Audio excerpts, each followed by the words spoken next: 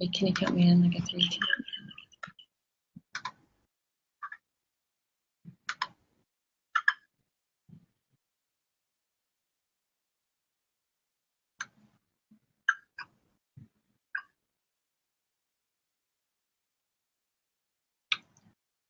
So hi everyone, thank you for tuning in. I am Molly Kimball, registered dietitian with Axial Fitness Center, also founder of Eat Fit NOLA and resident nutrition writer here with NOLA.com. And I'm here today in our NOLA.com offices, and we have special guest Arianna Huffington joining us live from New York City. So Arianna, welcome and thank you so much for your time today.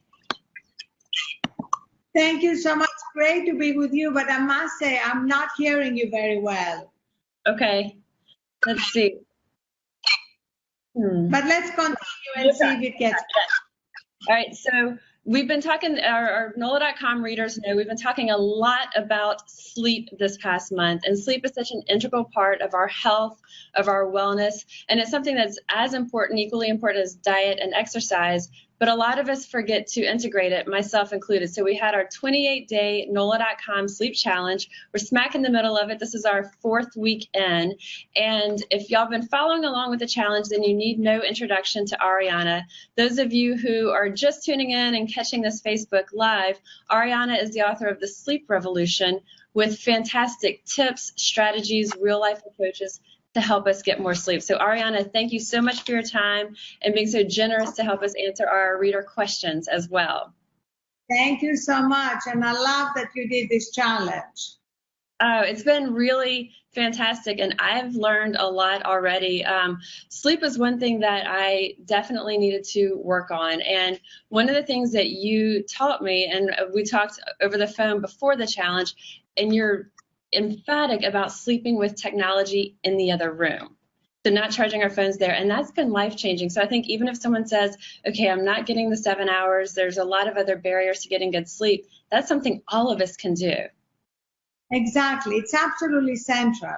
You know, both in the Sleep Revolution and in the new company I launched, Thrive Global, which is intended to help people reduce stress and burnout in their lives. This is the one key micro step that, as you said, anybody can take. And it dramatically changes the quality of our sleep. And we have a lot of science to prove it. You know, everything we're saying is based on the latest science.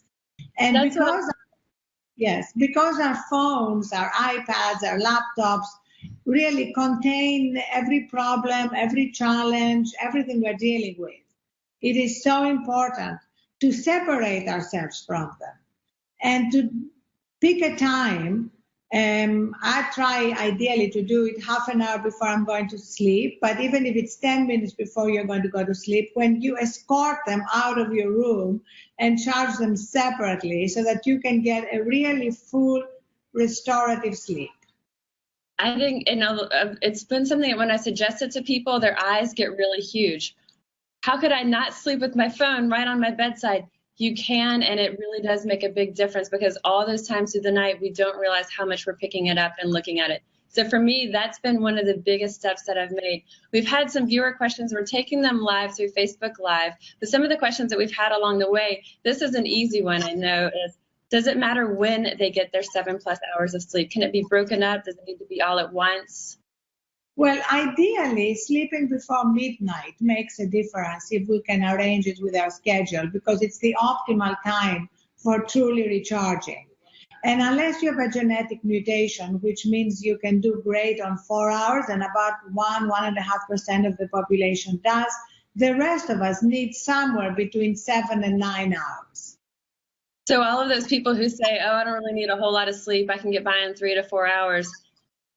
There's a genetic mutation. They can get themselves tested. And if they wake up after 4 hours and they feel great, that's the test. I mean, if I wake up after 4 hours, I feel lousy. So we know how we feel. And I think a lot of it is that we kind of fake ourselves into saying that we need less sleep than what we really do. And when you really strive to get the 7+ hours of sleep, the clarity that we have, the creativity we have, all of that is heightened, and we're really able to kind of experience and enjoy things way more. Another question that we had is tips for shift workers. So people who work days and nights, what are your recommendations for that? So shift work is obviously very hard. People who work through the night. Ideally, it would be great if they can do it for a period of time and then switch again. And while they're on shift work, while they're basically working through the night, to make their bedroom really, really dark. And if they can't do that, make sure they have an eye mask, because the light of the day interrupts a really deep sleep. And make sure the room is dark and cool, or as I say, have an eye mask, and make sure that they get the sleep they need during the day, because it's so easy to actually allow all the activities of the day to interrupt the amount of sleep we need to fully restore. Yeah, I agree. And I think the dark room is really key. Your recommendation to have gotten an eye mask. And I've had some people tell me that they don't like sleeping with it. They feel like it squishes their eyes. But there's a lot now that kind of come out, and it makes a really big difference. And it's kind of that comforting, too, that kind of helps you just fall asleep, for me at least. Yes, and experiment with different eye masks. I'm on thriveglobal.com. We have a commerce site, and I picked my favorite after I experimented with a lot of them. It's silky, so it's very soft on the eyes, and I travel with it so that I can have an eye mask that's softer than the eye masks they give you on planes. Which is great, because also if someone at home, like you say, having your room cold, having it dark, if you don't have blackout shades, or you're not in a place where you have that option, that sleep mask can be huge.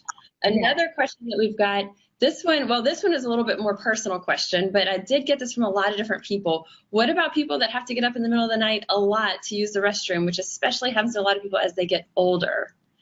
Yes, well, that's not a problem if you don't have your phone by your bed, because often what happens is people have their phone by their bed, and so after they wake up, they immediately go to their phones.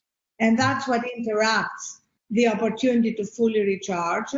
And also, if you wake up, go to the bathroom, and then have a hard time falling back asleep, in the Sleep Revolution, I have a whole list of sleep meditations that you can play to help you relax and slow down your brain and be able to go back to sleep. And those of you who have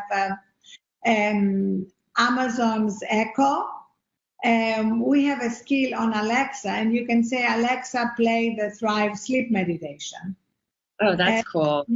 Go back to sleep. That's really cool. And for any of our readers, anybody watching this, I've written several different columns on the Sleep Revolution.